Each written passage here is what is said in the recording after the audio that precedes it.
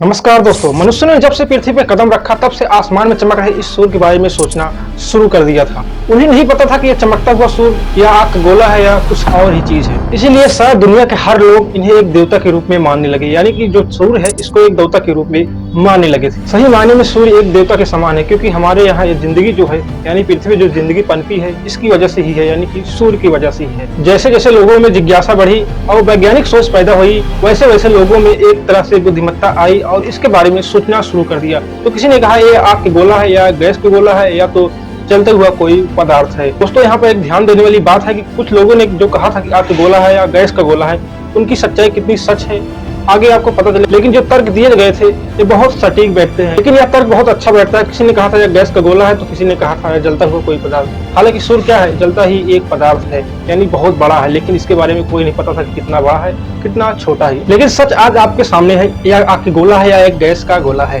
दोस्तों, अगर आपको नहीं पता सूर्य क्या है, आग का गोला है या गैस गोला है, तो आइए समझते हैं आज के इस वीडियो में सूर्य के बारे में पूरी सच्चाई को।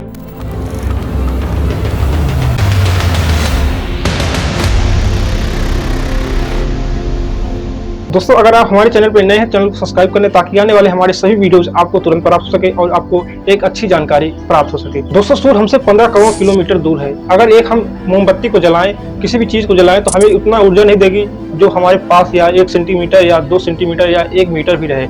लेकिन सूर्य हमसे 15 करोड़ दूर होते हुए भी हमें इतनी गर्मी देता है कि हम झेल नहीं पाते या सह नहीं पाते। आखिर इतनी गर्मी होने का राज क्या है, यानी कि इतनी गर्मी क्यों होती है सूर्य में? इसके पीछे का एक कारण है केमिकल चेन रिएक्शन। लेकिन दोस्तों, सूर्य के बारे में जानने से पहले हमें एक चीज के बारे में जानना बहुत ही आवश्यक है। सूर्य किससे बना हुआ है? दोस्तों, सूर्य जो है एक गैस का गोला है। इसमें गैसों का भंडार है। गैस की मात्रा अलग अलग है, जैसे कि हाइड्रोजन की 71%, हीलियम की 28% और जो 1% बचते हैं उसमें अन्य गैसें आते हैं, जैसे कि कार्बन डाइऑक्साइड, नाइट्रोजन और नियॉन गैसें आती हैं। और इन्हीं 1% में आयरन पाए जाते हैं और सिलिकॉन के भी कण पाए जाते हैं। अगर सूर्य के बारे में बात करें तो यह लगभग 15 लाख किलोमीटर तक चौड़ा है, यानी कि अगर इस पृथ्वी को रखें तो हम कम से कम 109 पृथ्वी एक लाइन से रख सकते हैं, जैसे आपको पीछे इमेज में दिखाई दे रहा है। दोस्तों, इतना बड़ा होने के कारण इसके केंद्र में बहुत सारा प्रेशर आ जाता है। दोस्तों, साइंस की एक सामान्य सी भाषा है, अगर ज्यादा प्रेशर लगाते हैं तो उसमें एक तरह से ऊर्जा पैदा हो जाती है। लेकिन इसके केंद्र में होता क्या है, इस ऊर्जा की वजह से 150 करोड़ डिग्री सेल्सियस तक तापमान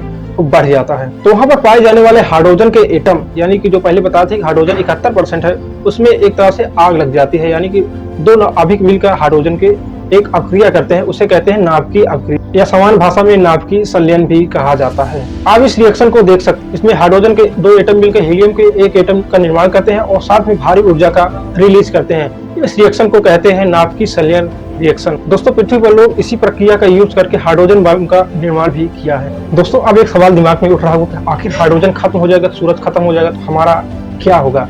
दोस्तों, ये सोचने वाली बात नहीं है। अगर हाइड्रोजन खत्म हो जाएंगे तो सब कुछ तबाह हो जाएगा, लेकिन ये इतना जल्दी होने वाला नहीं है, क्योंकि इसको होने में लगभग 500 करोड़ साल लगेंगे अभी, जबकि 50 करोड़ साल तक ही सूरज अपनी जिंदगी को जी पाया है। यानी कि कम से कम 400 करोड़ साल तक अभी सूरज ऐसे ही बना रहेगा जैसे हमें आसमान में आज भी दिखाई दे रहा है। दोस्तों, अगर सूरज के बारे में और ज्यादा जानकारी चाहते हैं तो हमें आप कमेंट करें, ताकि हम एक तरह से फुल वीडियो बना सके सूरज के बारे में, उसमें क्या पाया जाता है, कैसे है और सूरज हमारे लिए क्या कर सकता है। तो इसके लिए हम एक अलग से वीडियो बना सकते हैं, आप अगर कमेंट करेंगे तो। तब तक के लिए बहुत बहुत धन्यवाद।